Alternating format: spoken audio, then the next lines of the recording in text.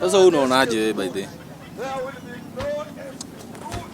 Hivi umeongea tu na mama. Nipige, si ndio?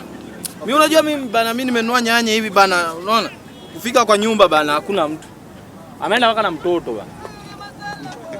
Na mtu yeye anazuma mzee. Ameenda na mtoto hii. Acha mimi nipige simu. Sina kwa 100, si ndio? 100 wanapatikana.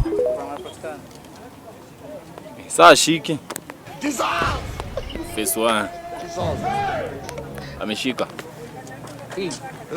Hello. God have mercy upon us. Unaongea na Michael hapa. Michael. Na wewe, hiyo ni yangu wewe. Trufena. Hivyo. Ni sawa Nancy. Sasa nilikuwa nasema aje? If you don't get it. Nyinyi kuna tu wenye mnaharibu nyumba za watu. Mimi sitaki bana. I want problems always. Mimi nimenunua nyanya na kufika kwa nyumba ndio hizi nyanya. Nimenunua kufika kwa nyumba. Nakuta wife ameenda. Ameniandikia barua. Barua inasema kwamba sijui mkituma text aliona text yenu mnatuma alafu mnaniita dear customer.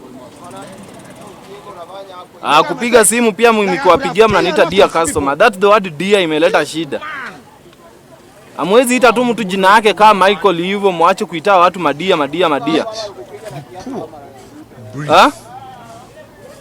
Mimi sifurahi by the way. Achana na maisha ya watu bana. Nyinyi Safaricom mnaharibu nyumba za watu wengi.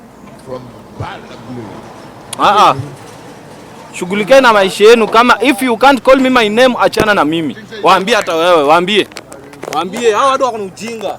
Habari. Mimi naitwa Trufena. Hata ungewasalimia, wewe ungeanza tu. Sasa si mimi nilikuwa nataka tumalize kwa maneno. Don't forget to hit the subscribe button. Thank you. Now let's... Hii maneno hiyo si uchama amekuja yako jana hapa mpaka kwa mkutano wa kukucha leo.